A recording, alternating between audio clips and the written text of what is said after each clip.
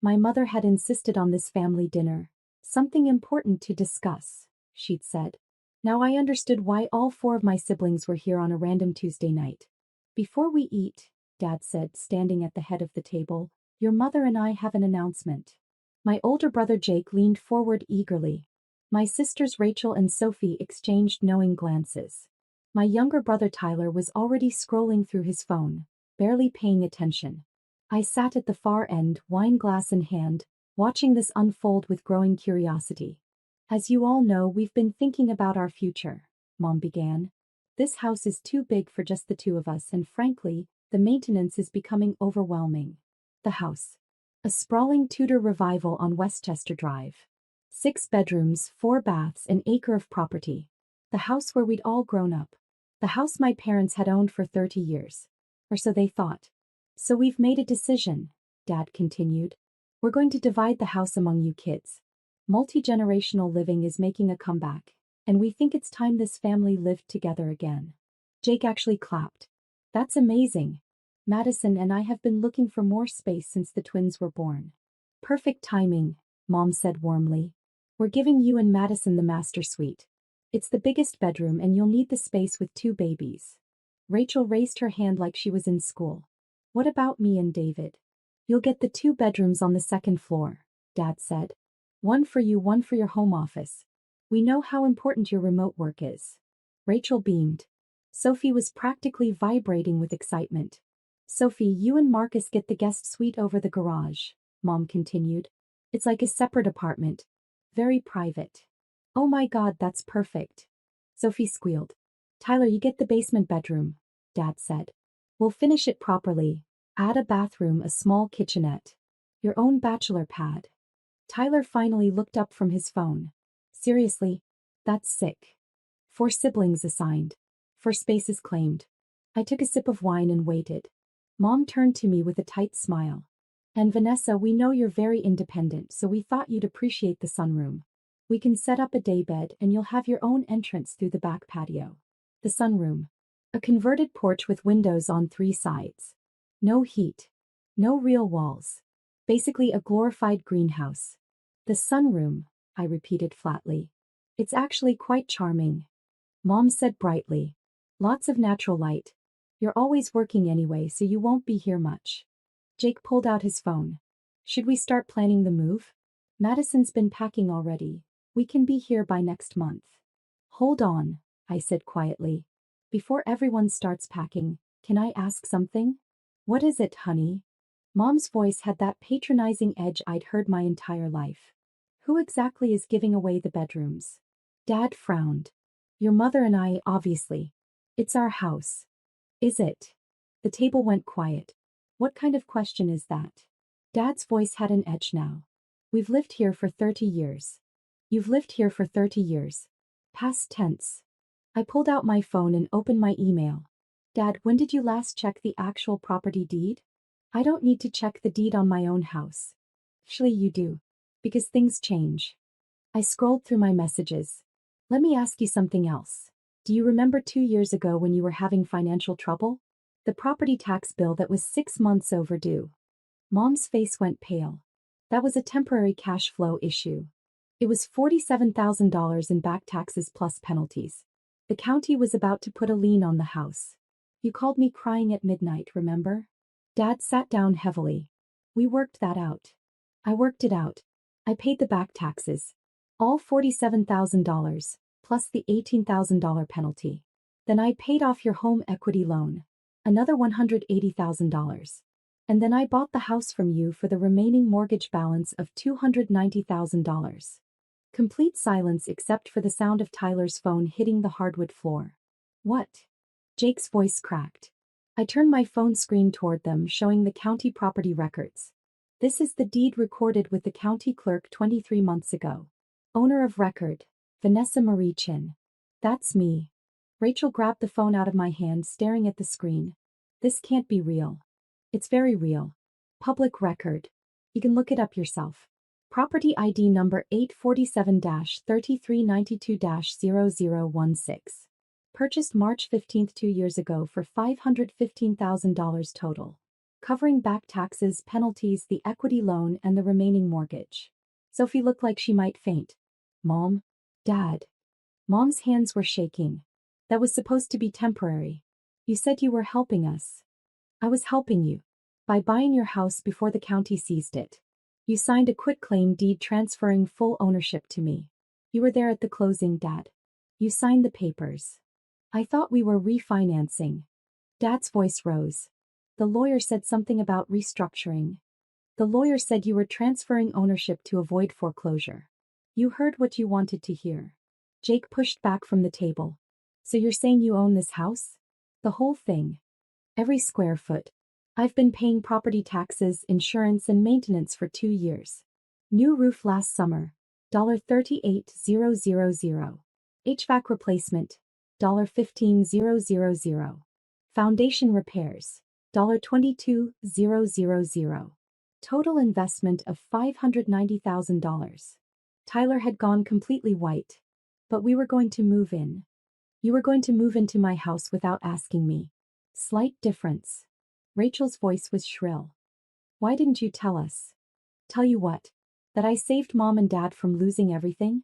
That I've been subsidizing their lifestyle for 2 years? When would I have mentioned it? At Christmas when you were all too busy to visit? At Easter when only Tyler showed up? At Mom's birthday when nobody called? The accusations hung in the air like smoke.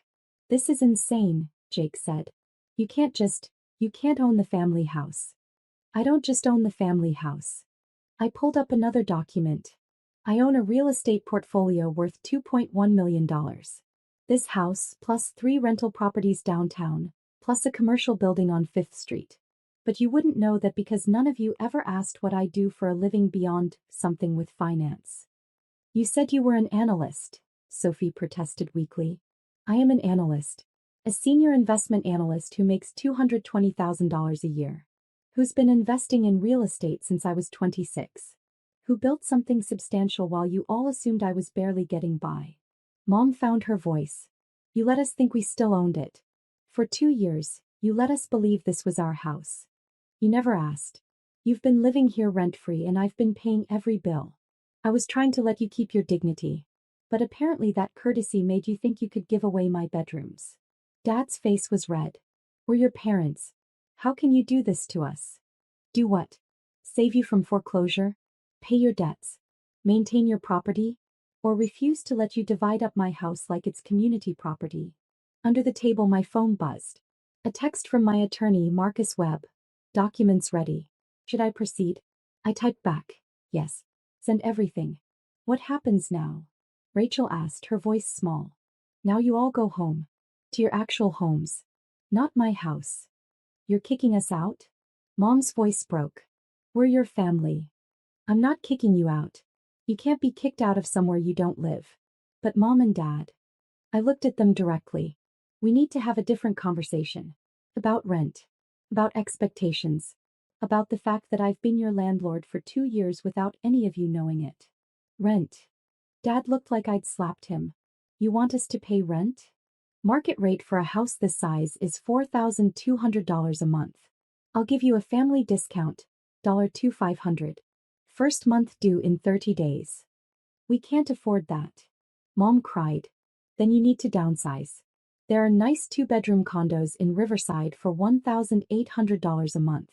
Much more appropriate for 2 people. Jake stood up abruptly. This is extortion. This is reality. I own the house. I've been generous for 2 years. That ends now. We'll fight this, Rachel said. We'll get a lawyer. Go ahead. My attorney is Marcus Webb at Morrison & Associates. He'll be happy to show your lawyer the deed, the closing documents, and the payment records. All legal. All recorded. All mine. Sophie was crying now. How can you be so cruel? Cruel? You all showed up planning to move into my house without consulting me. You divided up my bedrooms, assigned my parking spaces, claimed my closets. And I'm cruel for saying no? Tyler grabbed his keys. I'm out of here. Good idea. You should all leave.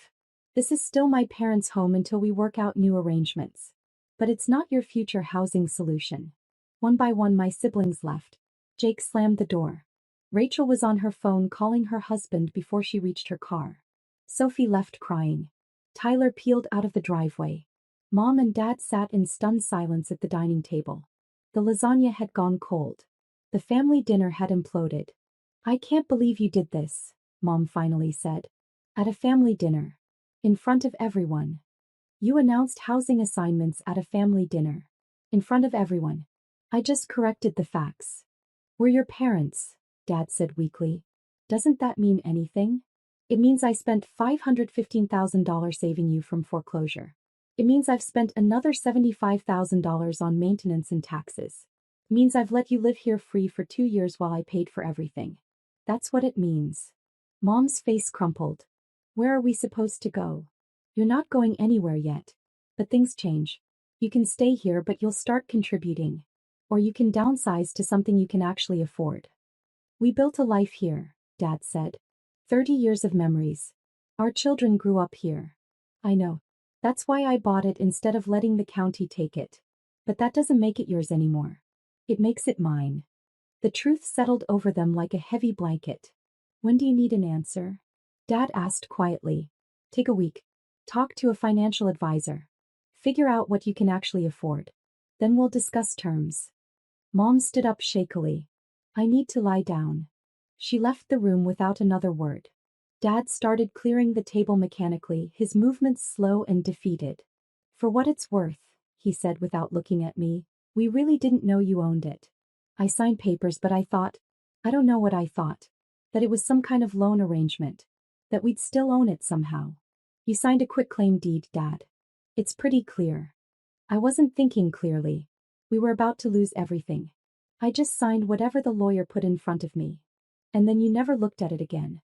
Never checked the records. Never asked questions.